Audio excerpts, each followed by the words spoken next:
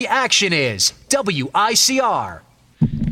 Hello, Iona College. You are now back with Lights Out Sports. I'm your host, Rob Boncardo, with my co-host, Armand Matteo. And Armand, we're going to talk to these guys about NFL Monday Night Football. Last night we had two games, the Philadelphia Eagles versus the Atlanta Falcons, and we also had the Minnesota Vikings taking on the San Francisco 49ers. We'll cover a couple games from Sunday as well. But, yesterday's game, the Eagles falling to the Falcons, down 20-3 at halftime. They kind of stormed back. Sam Bradford got on a roll with his team. We're seeing that he's slowly fitting in, and that he might actually have been a nice, decent move by Chip Kelly. But Jordan Matthews, a minute 34 left in the game, and Bradford passes it to him, goes right out of his arms, and is intercepted. The Falcons close out the game, win 26-24. And kind of a very upsetting first game. We kind of wanted to see the Eagles win. We kind of wanted to see what the Eagles could do after Chip Kelly demolished his whole team in the offseason, got rid of LaShawn McCoy, brought in DeMarco Murray, who only had 8 carries last night for 9 yards and 1 touchdown.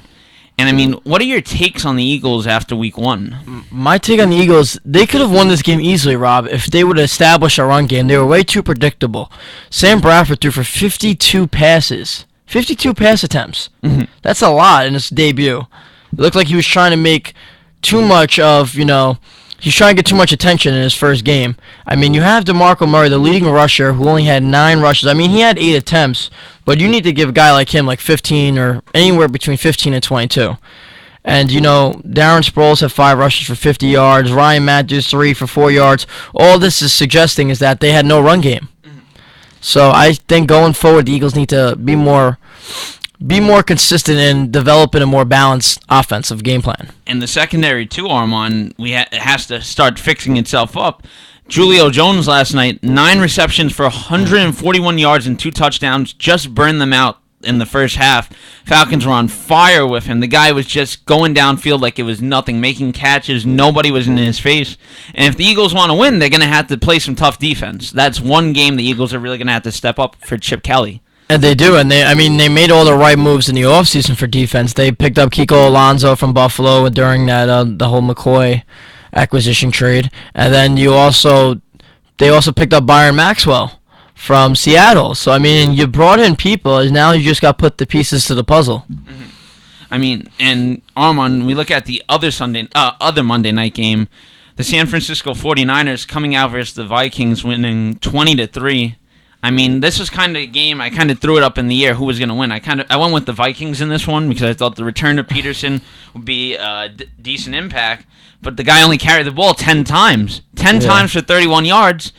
And, he only was allowed to rush the ball 4 times in the first half. If you want to establish yourself with the Minnesota Vikings, you got to establish that running game. Attack the San Francisco 49ers team. They lost a lot of defensive players, and you got to come out straight off the back with the attack.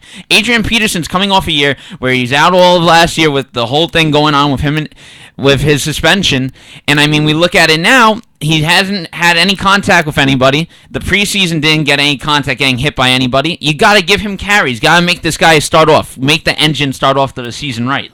I do. I absolutely agree with you. In order for the Vikings to win, it has to be with Adrian Peterson rushing for 20 carries a game. But the thing is, you don't think that they're trying to work him back into it being gone for a year? It's sort of like the whole baseball thing with A-Rod, and all these other people that have been gone due to suspension. Mm-hmm. They're trying to work him in. It's week 1. You don't need to. It's not that pivotal of a win. It's Monday Night Football. Your fan base is watching. But I was a little bit more discouraged with Teddy Bridgewater. This offense, they actually, if you look at on paper, they have some good players. Mm-hmm. They have Mike Wallace, Kyle Rudolph, Cardell Patterson. You have that guy, Chris Johnson. You have, Charles Johnson's name is. You have a lot of good pieces here, and I thought that they were going to put up more than 3 points along with AP. So, disappointed Minnesota's offense against a very, very disgruntled San Francisco defense who lost everybody. They lost their leader in Patrick Willis. Mm-hmm. Yeah, Patrick Willis was the anchor beyond that team, the middle linebacker. Such a huge loss, and you really would have thought that Minnesota would have taken big advantage, but yeah, this very blowout. It was horrible. But even San Fran, I was a little bit shaky with Armand. I watched the game when it first started, and right off the bat, Carlos Hyde is just attacking, running with the ball. Colin Kaepernick made a couple good throws. Reggie Bush made a nice little run. But this 49ers offense, I don't know. I felt like I don't think they're going to be that special this year. I mean, they still have Anquan Boldin, they have Torrey Smith, but I don't see anything special. It's still Colin Kaepernick, the guy who always running. He's throwing on the run. Nothing spectacular. I mean, Carlos Hyde, though, yesterday had a career-high 26 carries for 168 yards and 2 touchdowns. Big fill-in right now since Gore signed with the Indianapolis Colts. So, I mean, we got to see how the running game is going to be very helpful for this offense because I don't see Colin Kaepernick carrying the load for this team. I think you just summed it up right there. I think that's the fate of this offense. Wherever the 49ers finish in Week 17 is due to their run game because that's all they can basically, hold their pillars up to right now because Carlos Hyde, 26 carries and 168 yards. Kaepernick, even when the 49ers were the top dog in the NFC West all those years, it wasn't because of Kaepernick. It was because of that defense and Frank Gore, in my opinion. Colin Kaepernick never put up stat-sheet numbers. He never had that poise and that confidence to step up in the pocket. As you said before, he's trying to make too many plays with his feet. Mm-hmm. And I just feel like that's just a natural reaction for him to just get out of the pocket instead of stepping up. Mm-hmm. And a good quarterback steps up. And, And Vernon Davis has dropped off. He was another part of that illustrious offense a couple years ago. This team is not. They just had a great week 1. I don't think they're going to be anything special, though, no. Oh, no, they're not. And the way the Rams looked versus the Seahawks, they don't stand a chance to even make the wild card this year. I'm going either Rams or Seahawks this year winning the division or both teams going to the playoffs. It's going to be a nice little run, but 49ers, nothing spectacular whatsoever. Don't forget about Arizona. They look really good. Arizona. I can't hold down them. Arizona, Carson Palmer's back. Carson Palmer's back, baby. He's back. Armand, we'll go over some of the Sunday games. Let's go to our New York games. First game, New York Jets beating the Cleveland Browns 31-10. And we saw what Todd Bowles' defense is all about hitting guys. I mean, I kind of almost had a heart attack as a Jet fan when I saw Antonio Cromartie go down, and I thought it was a torn ACL, but it's just a really bad knee sprain. He'll be back. Yeah, he'll be back. But I was very impressed with Ryan Fitzpatrick. Throws were on point. Brandon Marshall looked excellent. Finally, the New York Jets have a number 1 wideout. Finally, for the first time since Keyshawn Johnson, we have a guy we could throw the ball to and rely on. So it's going to be nice, him and Eric Decker together. They're going to put up some nice games. Chris Ivory's doing what Chris Ivory does best, running the ball. And yes, Armand, the Cleveland Browns, they lose Josh McCown to a concussion. Jets knocked him out early. And Johnny Manziel came on the field. And Johnny Manziel, I don't know how this guy to this day won a Heisman Award because the guy just cannot play in the NFL. 13 for 24. I mean, don't get me wrong, his first possession, he throws a nice floater for a touchdown. But after that, everything went to hell. He fumbled the ball. He threw an interception. He's horrible. He is not the answer for this Cleveland Browns offense. I still don't know why they drafted him. You have to be out of your mind to have drafted a guy like this. Honestly, coming from a Dolphins fan, someone who hates the Jets, this was an impressive Week 1 victory. I was watching some of this Jet game. Fitzpatrick, honestly, you could ride him the whole season. He looked really good. I mean, you didn't defeat a very bad team either. The Cleveland Browns have one of the better defenses in the NFL. For Ryan Fitzpatrick to throw the amount of yardage that he did and Chris Ivory to have a monstrous game, this is a very effective win for the New York Jets. Mm-hmm. Yeah, great way to start off the year. You know what, Rob, I'm going to be very bold, Rob. Monday night, the Jets are going to be 2-0. They're going to beat Andrew Luck. They're going to go into Indianapolis, and they're going to beat them. We saw how he got bullied by the Bills. Absolutely.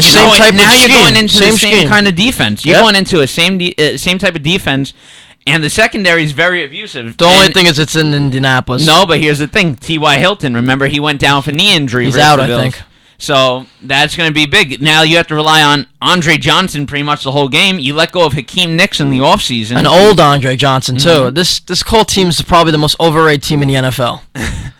But the Jets D, beware, because we are back, and I'm calling this early. We're going to the playoffs.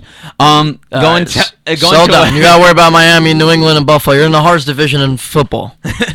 I mean, going into other New York sports, Armand, the New York Giants falling to the Dallas Cowboys 27-26. Eli Manning throwing for 193 yards. No touchdowns, no picks. But we go to the latter part of the game where Eli, third down possession, and he throws an incompletion. And it kind of hits me where I was going, wow, Coughlin really messed this game up. But then you go, he's a veteran quarterback. He could have taken a knee on that play. He Should could let have the done clock something run. else. Then he says, we see in the newspaper, he says that he didn't know how many timeouts Dallas had on that possession. He told Rashad Jennings not to run in for a touchdown. So Eli Manning kind of cost the Giants this game. This is kind of the game where the Giants should have came out and made a big statement. This was their statement game because we look at the Cowboys losing their best running back to Marco Murray, and you have to take advantage of that because Dallas is just going to strictly rely on Des Bryant and Jason Witten the whole game. This is, and you have to also give some credit to New York Giant defense. This Giant defense is pathetic on paper. Horrible. Probably top 5 worst in the NFL. But they played a hell of a game. They played very hard. They were pretty good against Romo. I mean, they had a fumble return for a touchdown. I was pretty impressed by the Giants defense. Mm-hmm. Yeah, but definitely Eli cost them the game. The offense could have definitely won this game. I really hope we don't see shades of last year because that's going to be really ugly going down the stretch. You are. This Giants team needs to win 10 games. I'm sorry. In the division they're at right now, they have to try to at least win 10 games and play greatly. And usually the NFC East is dominant. Mm-hmm. This year it's pathetic. Mm-hmm.